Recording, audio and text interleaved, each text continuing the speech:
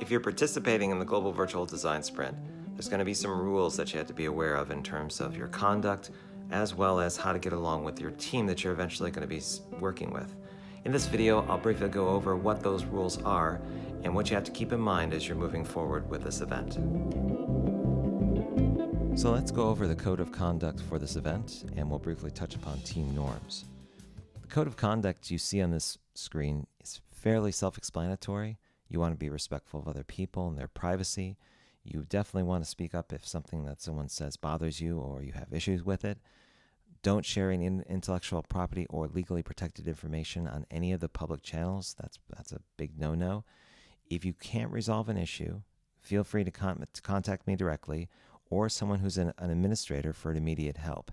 If you don't know who an administrator is, we'll be kind of showcasing who those folks are towards the end of this week and probably at the beginning of the following week, which is, I think, the third week in March. If you're not sure about something, please ask. It's better to figure out from someone else what may or may not be permissible rather than assume and just move forward. So definitely ask questions if you have any.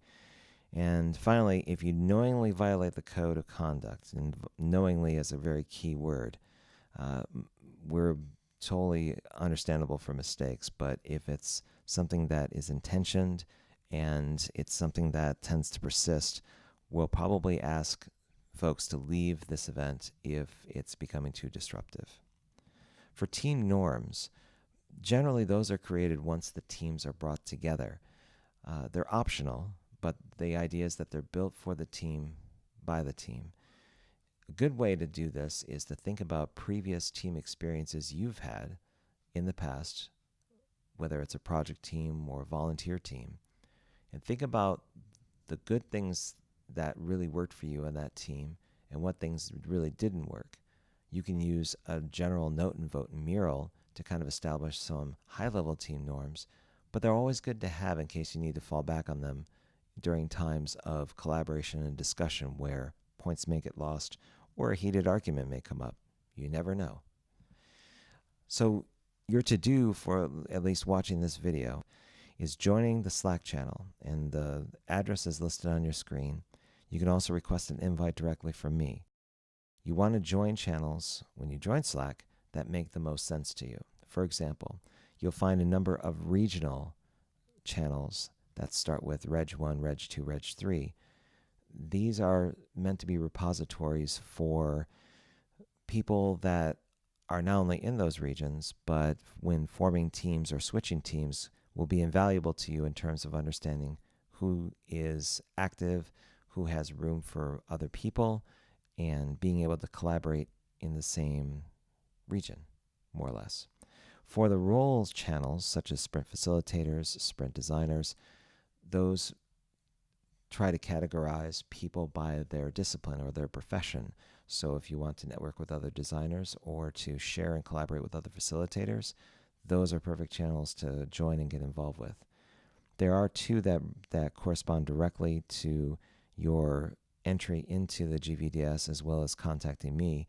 Introduce yourself is a great way of showcasing who you are and what you do to the greater audience within Slack. And questions for RS are things that I monitor, so if you need to ask me anything direct, I'll get an immediate notice if you post something in there, and I'll get back to you as soon as I can.